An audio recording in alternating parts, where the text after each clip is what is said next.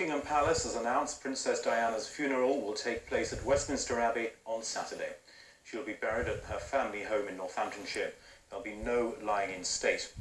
The Princess's coffin will be carried in procession from the Chapel Royal in St James's Palace to Westminster Abbey on the morning of the funeral.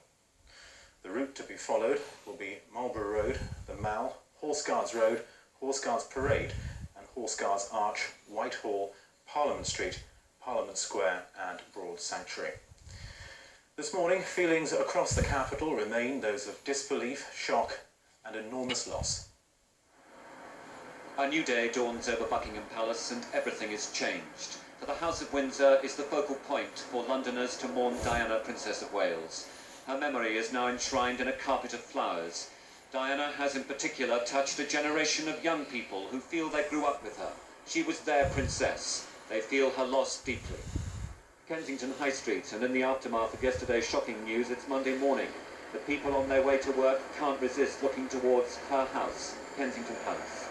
Most who come to lay flowers here stand quietly, finding space for their own thoughts. She's so beautiful, so good-humoured, good-natured. I just felt it was my duty to come down and pay my respects.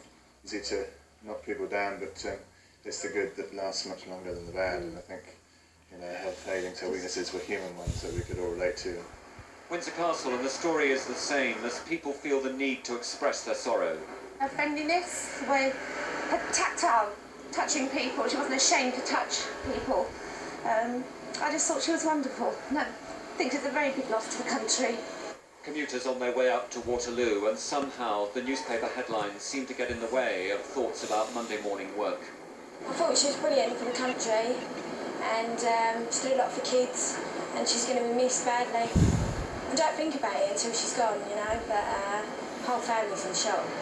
The world gave flowers to Diana throughout her 16 years as a princess, and now everyone wants to buy them in her memory. Here in New Covent Garden, they can hardly keep up with demand. A lot of people out there are somber today. A lot of people are not talking.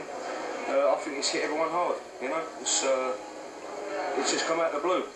And at St James's Palace, a queue is just starting to form, people wishing to sign a book of condolence. This, the place where Diana's body has been lying in the Chapel Royal since last night. At St James's Palace, this is Christopher Peacock for London Today. Harrods has opened its doors to the public this morning. Books of condolence have also opened there for Diana and Dodi Fayed, the son of Harrods owner Mohammed Al Fayed. Live now to Louise Bevan, who's at the scene. Louise.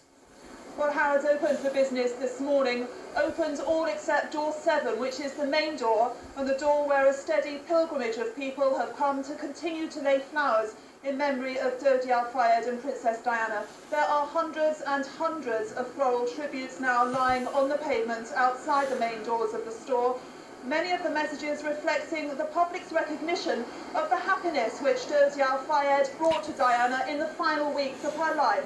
One of the messages simply read, "Diana and Dodi together forever." Floral tributes continue to arrive. Books of condolence have also been placed outside by the store so that people can show their grief and write it down. Louise, Dodi's funeral has already taken place, hasn't it? Well, as is the Muslim tradition, Dodi Al Fayed had to be buried as soon as was practically possible. His body was flown back accompanied by his father, Mohammed Al Fayed, last night from Paris. There was a service at the Regent's Park Mosque, and he's now been buried at a cemetery in Surrey. Back to you. And that's just about it. Join us again for our lunchtime news. That's at 12:20.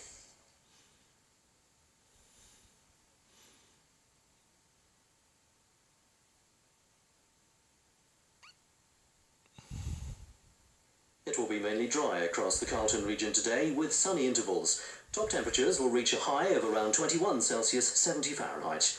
Tonight will be dry with clear spells, though we could see a few mist patches developing later. The lowest temperature around 10 Celsius, 50 Fahrenheit. And that's the Carlton weather.